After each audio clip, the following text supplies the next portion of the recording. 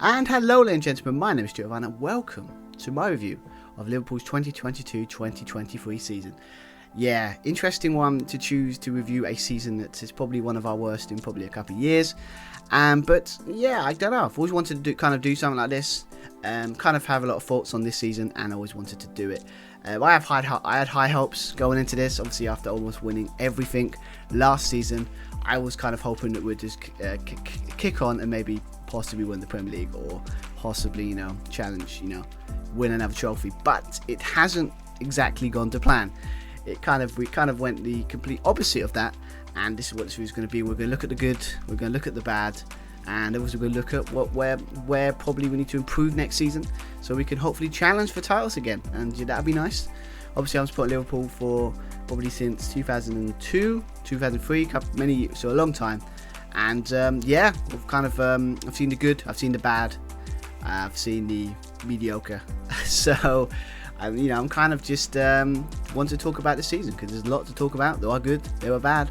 So if you like hearing me talk about football, please like and subscribe. I would really appreciate it.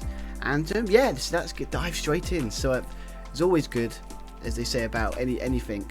Always start with the good news before you get to the bad. So let's start looking at what the positives of this season is, because I know it's hard to believe, there are some. So let's talk about the new look front three of Liverpool. That's one of the things that the good of this season is that we're starting to see the emergence of what our new look kind of strike force is going to be after all the chopping, after obviously all the success of obviously Mo Salah, Roberto Firmino and Sadio Mane. And the front three that was so prevalent in our couple of years of our success that we had under Klopp. So yes, obviously it all had to change at some point. Obviously Sadio Mane left by Bayern Munich in the summer. Obviously we needed to change. Obviously Mo Salah decided to stay for a good 2-3 years. So obviously he's staying. So we had that on going for us. So we replaced him with Nunez. But with a lot of people put a lot of pressure on the poor guy. For a 22-year-old to kind of score ridiculous amount of goals when he's only played in the Portuguese league, and no offence to the Portuguese league, it's a big step up to playing the Premier League, and it's not like Haaland. I think it's because of the price tag, but Haaland is a different kind of beast, and he has been playing. He was playing in the Bundesliga for 2-3 years, so the transition, as we found out this season, wasn't really a problem. So, but yeah, I mean, it obviously I think it all changed with Gakpo coming in January. From PSV, 40 million. All changed there. Obviously, we kind of see where the system was, who was replacing who. Obviously, Roberto Firmino, who was talking about the bad, is leaving at the end of this season. So we had to kind of replace him. We're going to have to replace him, and it looks like Gakpo is going to be that guy that replaces him. Obviously, playing in that kind of false nine kind of role, sort of where it's kind of trap back, hold up the ball that can help the two wingers inverted inside the box and hopefully him get some space to get some goals. That's how the front three worked with Salah, Mane and Roberto Firmino, and I think that we're going to do that. We just need new personnel to do it and a bit younger, let's be honest. So yeah, obviously, but yeah, that's what I saw. I think it's one about 7 new fashion Man United that we'll go a bit more detail in a minute. Kind of saw what Gakpo has when they bought Gakpo, it kind of made sense what they were trying to do. And yeah, he scored a lot of goals. He's only been in January and he's got 7 goals already. What he did in this season. So the excitement is obviously with a full season with this new system, hopefully working on all cylinders next year. There's a good chance that he's going to get more goals. So that's a couple more. Obviously, Mo Salah got 30. You got Nunez for 15 for a guy that hasn't played in this league. Still pretty good. He could have got more. Obviously, put some away. But I think one thing we've got to put about this, good thing about this season, is that we can see that our front three is definitely our new front three is emerging, and I cannot wait to see what they do next season. But it's one of the good stuff. Obviously, there's more. This is much easier to write than it was a couple of months ago. Obviously, when we had the kind of tragedy of couldn't win at all, winning a game was hard. Obviously, it will change with that 2-2 draw with Arsenal, for me anyway. So, but we'll get into that. But obviously, that was. But I look forward to seeing where we go next season with our strike force. But that's one of the good things that happened of this season, is that we're starting to see the emergence of a new front three, and I cannot wait to see where it might take us next year. obviously in this video I called this the Jekyll and Hyde season. Obviously I took it from a comment from a fan page, and it kind of describes the season very well. And obviously the kind of positive from this season is that we've thrashed a lot of teams, because obviously the way we play is that when it works, no one can stop us, but when it doesn't work, we are very, very bad. But we'll talk about that when we go into the bad stuff. But yes, obviously with a lot of thrashings. Obviously we had the early on in the season, the 9-0 thrashing of Bournemouth, that obviously got Scott Parker to lose his job. Absolute thrashing there. Thought that was going to be the start of our season, but it didn't end up that way. Obviously we talked about the thrashing of obviously recently relegated this season. Leeds 6-0 at the 6-1 at the wrong ground. Obviously beat Rangers 7-1 in the Champions League. Kind of was a bit of a thing for me because I'm also a Rangers fan, because obviously it's being brought up from birth. You have to support Rangers, so that was a bit of an interesting match. So obviously I'm happy Liverpool won, but I'm also devastated Rangers got thrashed 7-1. That was a weird one, but that was a good thrashing there. Not really a thrashing, but kind of highlight. Obviously the 4-3 against Tottenham was a big one of this season as well. But normally these are the kind of results that happen when you've had a great season and a positive season and you've gone to win, and usually go on to have, win trophies and stuff. But it's just not how our season went. But yeah, obviously we can't beat around the bush. Obviously one thrashing I did not mention was obviously the 7-0 thrashing of Man United. Probably going to be the highlight of this season. Obviously after the good, the bad, this is the bit they're all going to remember. You don't thrash your rival 7-0 and it not being talked about for a very long time. It did come out of nowhere for me, because obviously at the time I was dreading that match going into it, because obviously we were kind of thinking, okay, Man United on a good form, we're not as good as we was. Obviously Anfield is good, we've got a chance. But yeah, I mean, obviously the first time was different. Obviously we were it was quite even, but obviously Man United didn't take the chances we did, I think, just before half time, if I remember correctly. And obviously after that we just continuously in the second half they rolled over and we destroyed them. Definitely a highlight, especially with the way the season's gone for me, for everyone. And obviously just to beat Man United 7-0 is great. So I think that's one of the good reasons why it's going to be remembered. Just the good stuff for this season is that we've done that. But yeah, a lot of thrashings, but obviously it didn't really amount to anything really. But yeah, it just shows that when our system works, and when it's firing all cylinders, we can destroy teams. And it shows that there's still DNA of that Klopp side that won all those trophies last couple of years. And it just needs a little bit of tweaking and a little bit of rejuvenation, as they say. And that's why. But yeah, a lot of good thrashing. Good look for beating a lot of teams this season. But yeah, obviously it's an interesting one. But obviously yeah, so a lot of memorable thrashings this season. Definitely the 7-0. And yeah. Hopefully next season we can do more thrashings to teams, and hopefully it will turn into a situation where we can challenge for titles again, because that would be nice to see, because I would look forward to that. So yeah, good stuff there.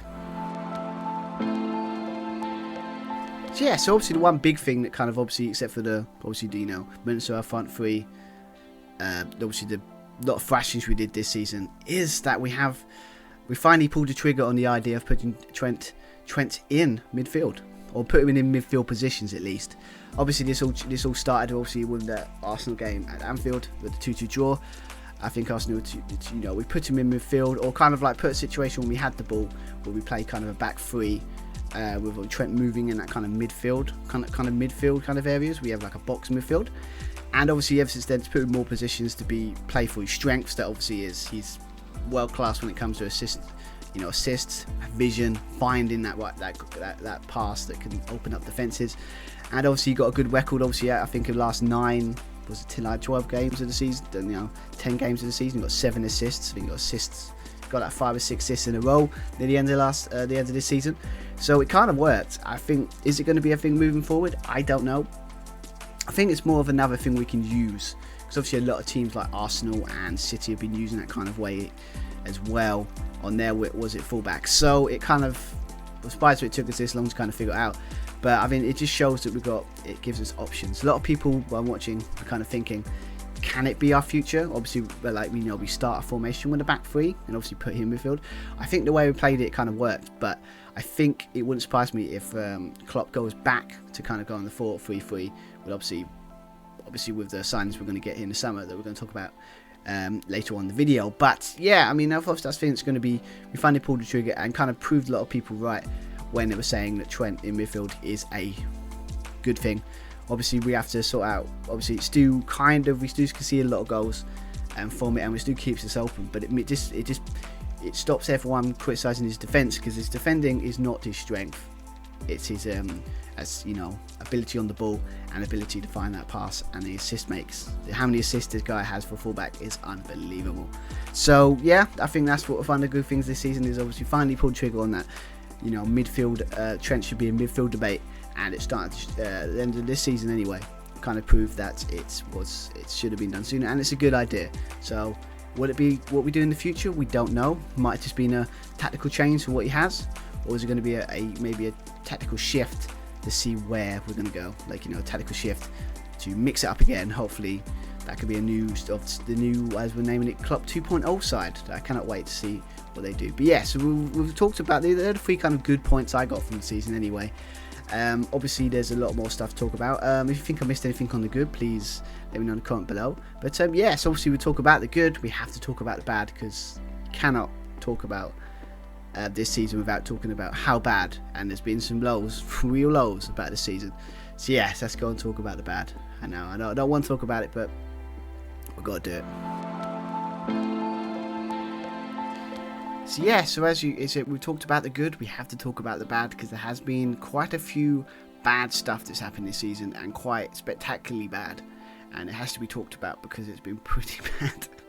Obviously we've got to talk about some of the results we've got this season against us has been pretty bad. Like, our away record has been pretty apparent. Obviously some of them teams we've lost to has been, teams we shouldn't be losing to be fair. Obviously we lost to Man United 2-1. Obviously that's bound to happen eventually. We went for a nice run where we kept beating them, but Ten Hag was put out a pretty decent, play well that day, and they deserved to get that victory. As much as it pains me to say that, they did deserve to win it on that day. 2-1 early on in the season. We just weren't good enough. Obviously we've had the shots like Nottingham Forest beating us 1-0. It's not a good result. Obviously we got the Brentford beating us 3-1. It's not a surprise. Obviously Brighton, I think, was going unbeaten against us. I think they beat us. Was it in the cup as well as in the league, and obviously got that 3-3 draw early on in the season as well. That's a disappointing for us as well. Obviously we've got the Wolves in the cup, getting beat by Wolves in the league as well as Bournemouth. There was a disappointing one after that 7-0 thrashing of Man United. We could have bounced on to do something with it, and we lost 1-0, and then the momentum just gone again. And obviously the 4-1 to Man City, obviously beat them 1-0 early on the season, but that's going to be at a 4-1. Obviously we started off in the first half quite well, but then obviously we capitulated in the second half. There's a problem we will talk about in the next part of this video as well. But yes, obviously we lost to Leeds 2-1 at home as well. This obviously, you can see a lot of bad results. Just a lot of bad results, and it just, some of them were just like could have been avoided, but it just shows where we were this season. Obviously we just don't have that ability at the moment to be able to do consistently. We're basically gone back a couple of years where we can play good football, we can thrash teams, but then we've kind of gone back where we don't have the squad now to where we do it on all fronts and do it consistently, like twice a week.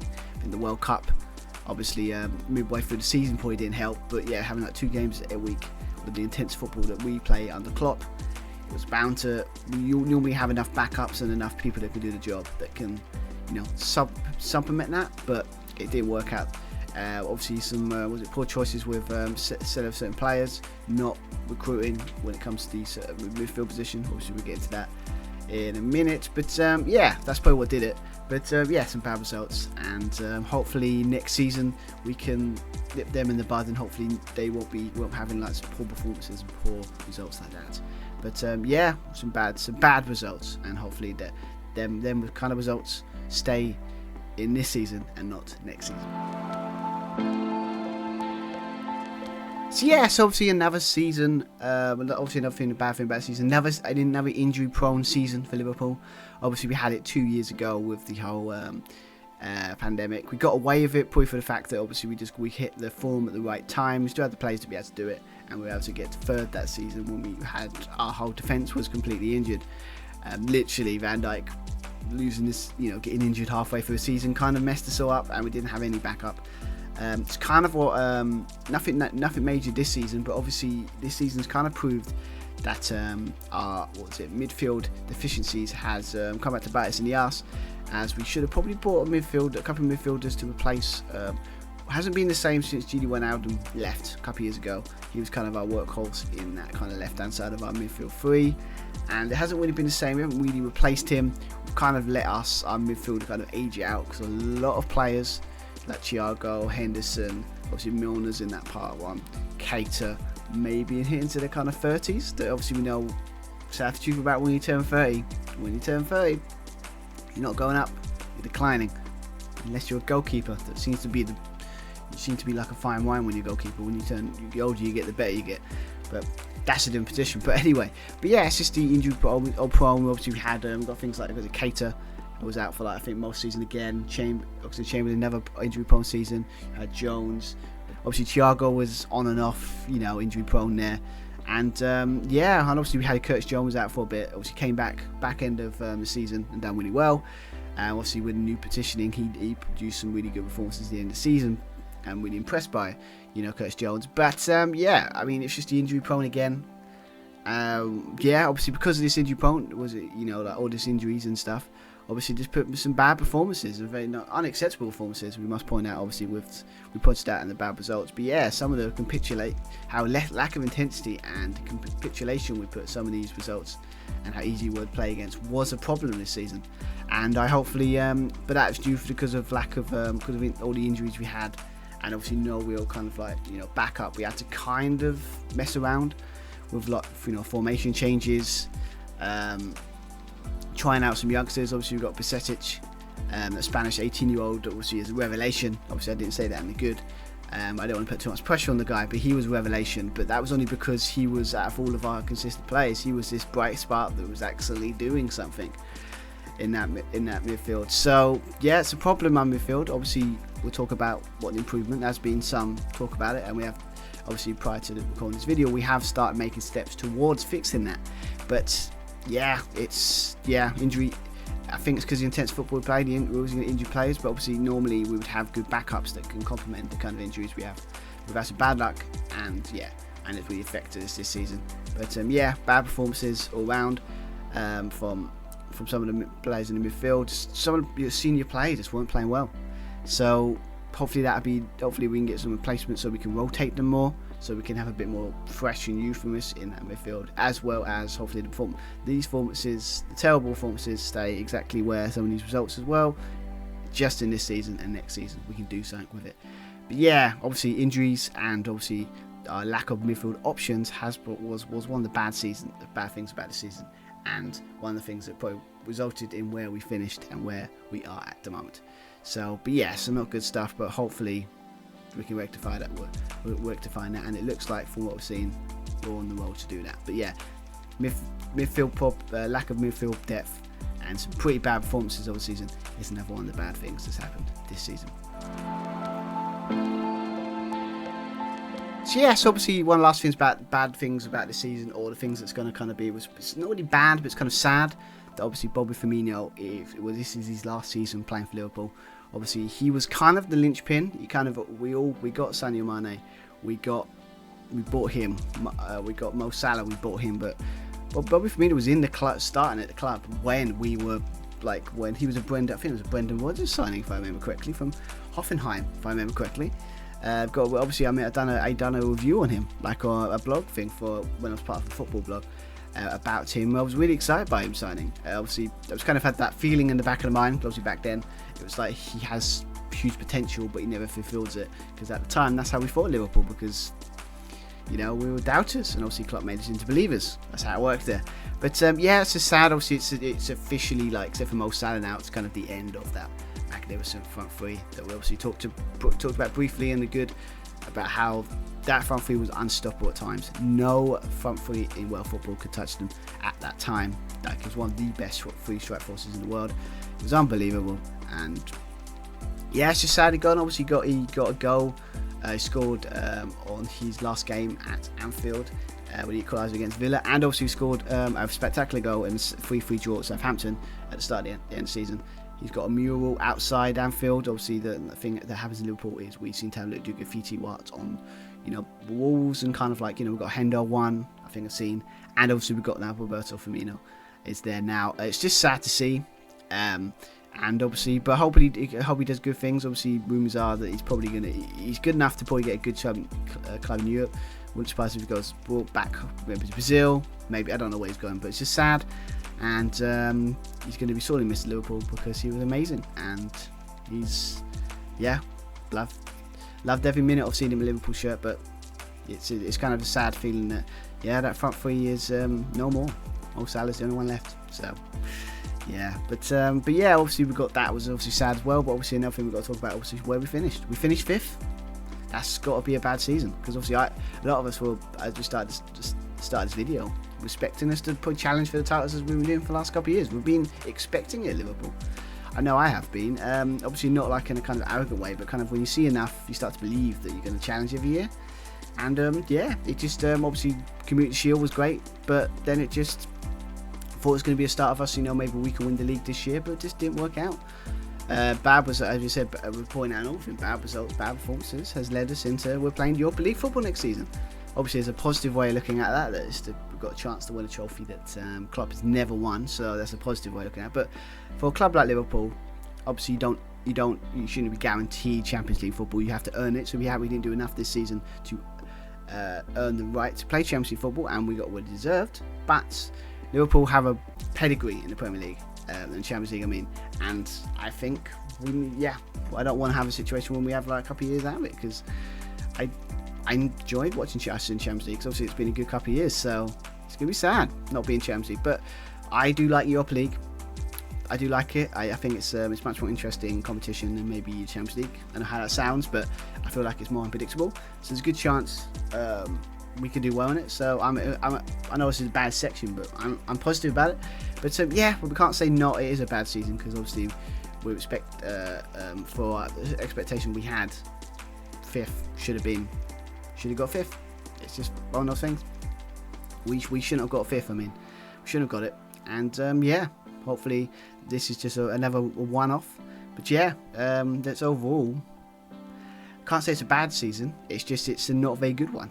It's not good. So hopefully this is just one-off. But finishing 5th and Bobby leaving is one last bad thing about the season is I can put a positive spin on it, but it's not great. So hopefully next season I'll be talking about how we finish, challenging for league titles and stuff. But fingers crossed. But so obviously we talked about the good, the season, the bad. Now let's talk about how we can improve and make sure that this season is a one-off, and hopefully, and there has been talk about that, and there has been stuff already happening prior to recording the video. So let's talk about what we can do to improve our team and do better next season. So yes, we talked about the good, we talked about the bad. Now let's talk about what we need to do next season and to improve this team to make sure this season is remembered as a rebuild season and not a start of decline of Liverpool.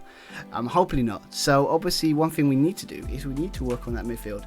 That midfield has obviously been neglected for the last couple of years. Obviously we thought we had a good midfield. I'm assuming because of almost winning everything last season. I guess in the board thought, well, maybe we can just ride it out for another year. But obviously that hasn't worked out, and it's been a big gamble that didn't pay off. Obviously we've got Alexi McAllister from Brighton, if I pronounced that correctly, for a good 35 million. From what I've heard, he's very good with the ball. He's very good. He's known as control. He's a guy you want to give the ball to. And if he's comfortable with it, he can run with it and kind of give them progressive passes that you need to kind of give it to the people that will score the goals. A good comparison is he's a good Gini Wijnaldum replacement. We haven't really replaced him ever since we let him go to PSG last couple of years ago, and we should have done that, but obviously we've taken this long enough, but we got there. So obviously he'll be good on that left hand side of that midfield three. Obviously we've got Traoré from Nice. That would be a good fit. Obviously from what I've seen, he's got a pace, good for a tackle, got a bit of skill in him. And Fabinho obviously will be a nice little understudy to him, because obviously he's been pretty bad this season. He's kind of really dropped off. Obviously, maybe because of how intense last season was. We don't know. No one saw it coming, to be fair. So hopefully he'll be, well, we don't know, that's more rumours at the moment, so we don't know. So he'll be a good one. Obviously the bit on the left, I don't know what they're going to do with that. Obviously Ward-Prowse has been popped around, obviously with the Mason Mount possibly going to Man United now. Obviously Ward-Prowse has been kind of rumoured last couple of days, obviously prior to me recording this. From what I've read is that it's going to be like you're going to a waiting game, like Southampton asking for, like, you know, 50 million for him. That's a bit steep, but I think for 28-year-olds, they need a bit of money, obviously, after going down. He's got a good free kick on him. I can see him being a good little kind of rotational squad player that we need at the moment. So I could see him being a good rotation, obviously, on that. Maybe, I'm assuming he plays on the right. Obviously, with Hendo and that, you can get a good 2 years out of him. That's exactly what we need at the moment. Just need a good squad player or a good person who can rotate in that midfield. If you've got that, obviously you've got Curtis Jones in there. It's been doing really well. Obviously you've got Elliott can play in there as well. Probably still get something. I think we're not going to renew Thiago's contract, so that's going to be a thing. Like 1 year, maybe get one good year out of him next season before he leaves. So yes, obviously we need to replace obviously Keita, Chamberlain, and obviously James Milner. The talisman that is James Milner's left the club. So it looks like we're going that direction. So maybe we need to get 2 or 3 midfielders in there, and obviously we need to get maybe another centre back. I've seen a lot of because obviously if we're going to play a back three, Konate is obviously been a bit injury prone. He's been out for a lot of the season. You know, back forth. Obviously, if we can get a good run of games with him, he'll be really good. But we need another probably replacement, because obviously got Matip is still injury prone. Was it Gomez is good on that left hand side, but obviously he's a kind of injury prone as well. So we need maybe someone. We need to get another defensive midfielder. I mean, another defender in there to maybe, you know, supplement and just maybe not as injury prone. Maybe up front, I think we're good. I think we've got enough talent, obviously, unless we have an injury, like a totally, like, you know, injury season again where all our strikers get injured or something. We should be fine there, because I think we've been building that up the right way for the last couple of years quite well. So, yes, but it's that midfield. That's how we've got to do it. Obviously, another question we've got ourselves to improve: are we going to stick to this 4-3-3 system that served us so well for the last couple of years on the clock, or are we going to drift back to maybe like a 3-2-3 up front? You know, kind of like put our box. I said the box midfield, so we can properly put Trent in midfield, and obviously try and soon play it that way. I don't know if that'll work. I think 4-3-3 is still the way to go. I think, but the transition of having a 3 at the back and Trent moving into midfield positions in the middle just basically means that it gives us more options to kind of mix it up a little bit more and not be a one-trick pony. A lot of the teams like Arsenal and Man City were doing that last season. This season, obviously, that's why they were the top 2 in the Prem, where City won the treble, because obviously that's how they're both playing. Pep Guardiola's playing his style, and obviously Arteta is a kind of understudy of Pep, so no surprise that he plays similar football. So them two, that's a style that maybe that's gonna, you know, dominate for the next couple of years. So but yeah, so I think we're on the way. Obviously, hopefully by the time if I'm going to do a prediction video, hopefully I have two more midfielders through the door, and hopefully it can excite us more to hopefully have a good season next season. I hope so. But yeah, we'll get. I think midfield is the key. Looks like they've got trying to get their business done early, Liverpool. So we've got the big one from Brighton. So yeah, to see what happens with the TOA thing in Nice, but we'll see what happens. But transfer season is going to be a lot of rumours. We've been rumoured probably so many midfielders. So it'd be interesting to see where it ends up in the start of the season, what we're going to be our lineup. Because I'm excited for a season we've had, and how kind of disappointing it has been. I'm kind of really excited for next season. I really am. Because obviously that front, I'm excited to see that emergence of that front three. I'm excited to see when we get the midfield right, is it going to be a new evolution of this midfield? Is it going to be more of the workman horse kind of midfield that kind of worked for how the system clock plays? And yeah, obviously, I'm interested to see. Obviously, we've got to do something, because obviously a lot of big clubs next season. We're going to improve. Obviously, Newcastle are going to be around there. You've got City's going to be hard to top them. Arsenal, we'll find out. Is it going to be them? Is it going to be is it a one season wonder, or is this going to be a continuation of a continual challenge for Arsenal? Obviously, you've got Man United are starting to rejuvenate a little bit. Obviously we've got obviously us. You've got with Chelsea, obviously all that money, and obviously new Pochettino in. See what he does there. They'll be back there. Tottenham, depends on what they do there. Obviously with a new manager, so it's going to be interesting. So we've got to do something. But yeah, that's my overview of Liverpool season 2022-2023. Hope you've enjoyed. I know I have enjoyed doing it because I just realised how much I really enjoy talking about football. So hopefully this will be a thing on our my channel. I'm going to do a little bit more of. If you like what you've heard here, please like and subscribe. That'd be really appreciated. Let me know what you think Liverpool got to do next season. Who do you think we should buy? Obviously, who we should sell. Do you agree with my points of this season? Do you think I'm a bit too optimistic? Should I be a bit more angry? Let me know in the comments below. That'd be awesome. But yes, obviously, have a good. Obviously, we're not going to be back. But I'm not going to be back for any football content probably until the fixtures come out, maybe, possibly. But I hope to do some prediction stuff going into the 2023-24 season. So yeah, hope you enjoyed. I've been Stuart Vine, and have a good rest of your day. So bye everyone. Bye.